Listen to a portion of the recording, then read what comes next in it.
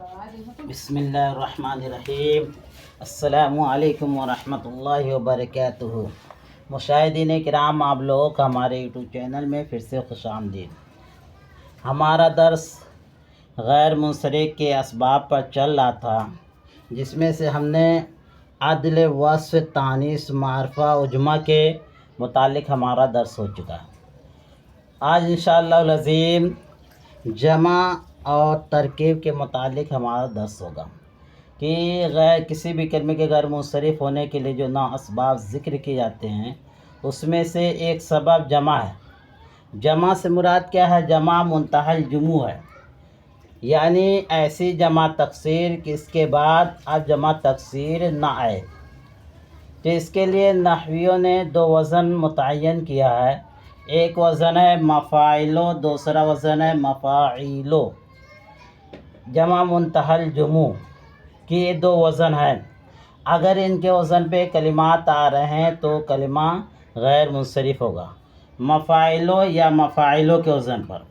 مفاعلو کے مشابہ جو اوزان ہے، جیسے فواعلو ہے، فاعللو ہے، افاعلو ہے اور فاعیلو ہے، یہ مفاعلو کے اوزان کے مشابہ ہے۔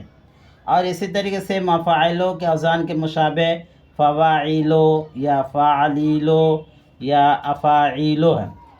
ان جو 2 وزن ہیں، مفاعلو یا مفاعلو، یا ان کے مشابہ جو اوزان ہیں، ان وزن پر اگر کلمہ آ رہا ہے تو کلمہ جمع مان کے، جمع منتہی الجموع پر مان کر ہم اسے غیر منصرف پڑھیں گے، یعنی اس پر کسرہ اور تنوین داخل نہیں کریں گے۔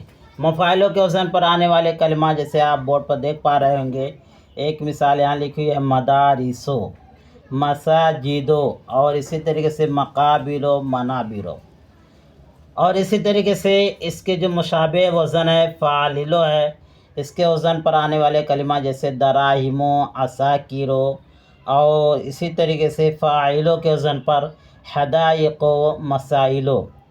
اور اسی طریقے سے چوتھا وزن جو افاعلو کے وزن پر ہو، جیسے اساورو۔ اور اسی طریقے سے فواعلو کے وزن پر آنے والا کلمہ جیسے قواعدو، سوائقو، نوائقو۔ یہ مفاعلوں کے اوزان کے مشابہ ہیں۔ تو یہ کلمات ان مفاعلوں کے وزن پر آ رہا ہے، اس لیے کلمے غیر منصرف ہوں گے، اور جب غیر منصرف ہوں گے تو ان کلمات پر ہم کبھی بھی تنوین داخل نہیں کریں گے۔ اسے پڑھیں گے جب بھی مدارسو، مدارسن نہیں کہیں گے، مساجدو، مساجدن نہیں کہیں گے۔ اسی طریقے سے دیگر کلمات پر ہم تنوین داخل نہیں کریں گے، اور اسی طریقے سے ان کلمات پر کسرہ بھی داخل نہیں کیا جائے گا۔ اور مفاعلوں کے مشابہ جو اوزان ہیں آپ بورڈ پر دیکھ پا رہے ہوں گے، ان کی مثالیں جیسے مفاعلوں کے وزن پر آنے والا کلمہ جیسے مصابیح ہو، مفاتیح ہو، مساکین ہو۔ اور فعلیلوں کے وزن پر آنے والا کلمہ جو مفاعلوں کے وزن کے مشابہ ہے، جیسے تلامیذ ہو، تماثیل ہو، قنادیل ہو۔ اور فواعلوں کے وزن پر آنے والا کلمہ جیسے تواریخ ہو، قواریر ہو۔ یہ نحویوں نے 2 وزن متعین کیا، مفاعلو، مفاعلو، یا اس کے جو مشابہ اوزان ہیں، ان وزن پہ اگر کلمہ آ رہا ہے تو کلمہ غیر منصرف ہوگا۔ اس کو جمع منتہی الجموع مان کے ہم اس سے کلمے کو کیا پڑھیں گے؟ غیر منصرف پڑھا جائے گا۔ اور جو حکم ہے اس پر تنوین اور کسرہ کا دخول نہ ہونا، تو ان کلمات پر ہم کسرہ اور تنوین داخل نہیں کریں گے۔ لیکن جمع منتہی الجموع کے لیے ایک شرط ہے کہ اخیر میں تاء مدورہ یعنی گول تا کلمے میں نہ آتی ہو، تب اس کلمے کو ہم غیر منصرف پڑھیں۔ جیسے ایک مثال ہے تلمیذن ہے، اس کی جمع آتی ہے تلامیذو۔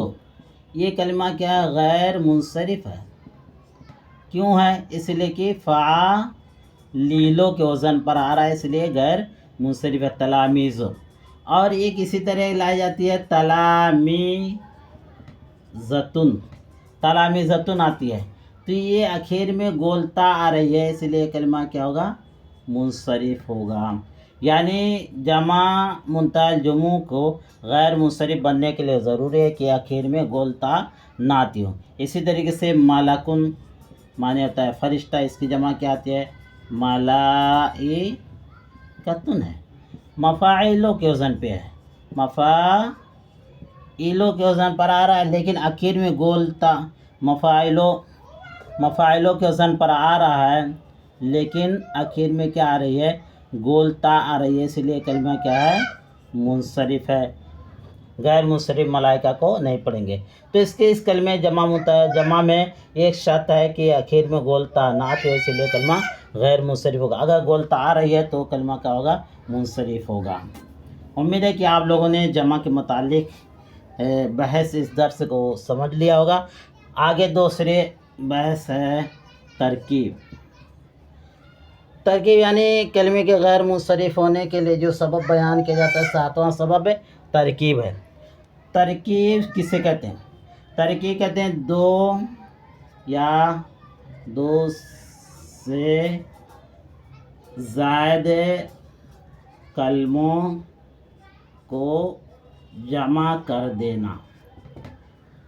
ترکیب کہتے ہیں دو یا دو سے زائد کلموں کو جمع کر دینا، اسے کہتے ہیں ترکیب۔ تو ترکیب کے غیر منصرف ہونے کے لیے 3 شرط بیان کی جاتی ہے۔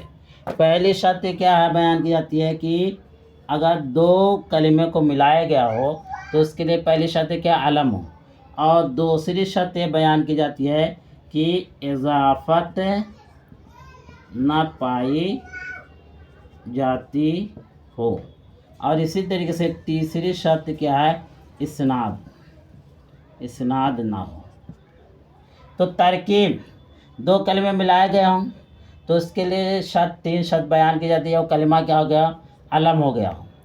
اور اسی طریقے سے دوسری شرط بیان کی جاتی ہے کہ اس 2 کلمے کو ملایا گیا ہو لیکن اس کے اندر اضافت نہ پائی جاتی ہو۔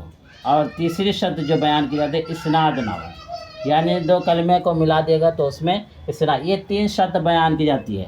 3 شرط بیان کی جاتی ہے، جیسے مان لیجیے ایک لفظ ہے عبداللہ ہے، اس میں عبد ایک لفظ ہے، اللہ 2 لفظ ہے، 2 کلمے کو ملا دیا گیا، علم بھی ہے، کسی خاص شخص کا نام ہو جاتا ہے، لیکن یہ کلمہ کیا ہے؟ منصرف ہے۔ وجہ کیا ہے؟ عبد کی اضافت اللہ کی طرف کی جا رہی ہے، عبد کی اضافت کس کی طرف؟ اللہ کی طرف کی جا رہی ہے، اس لیے کلمہ کیا غیر منصرف نہیں ہو سکتا ہے۔ اور اسی طریقے سے اسناد مان لیجیے زید قائم، زید پر حکم لگایا جا رہا ہے کھڑے ہونے کا، 2 کلمے ملایا گیا ہے، اس کے اندر بھی ترکیب پایا جا رہا ہے، لیکن یہ کلمہ منصرف ہوگا۔ کیا ہوگا؟ منصرف، اس لیے کہ اس کلمے کے اندر جو ہے اسناد پایا جا رہا ہے، اس لیے یہ کلمہ غیر منصرف نہیں ہو سکتا ہے۔ تو ترکیب کے غیر منصرف ہونے کے لیے شرط یہ ہے کہ وہ کلمہ علم ہو گیا، خاص شخص کا نام ہو گیا، اور دوسری شرط اضافت اس کلمے کے اندر نہ پائی جائے، تیسری شرط کیا ہے؟ اسناد نہ پایا جائے، تب وہ کلمہ جا کے غیر منصرف ہوگا۔ تو ترکیب کی مثالیں کیا ہے؟ بہت ساری مثالیں، جیسے مان لیجیے ایک لفظ ہے بالا بکو ہے، اور اسی طریقے سے حضرہ موتو ہے، اسی طریقے سے بورو سعیدو ہے۔ یہ 2 کلمے، بال ایک کلمہ ہے اور بک 2 کلمہ،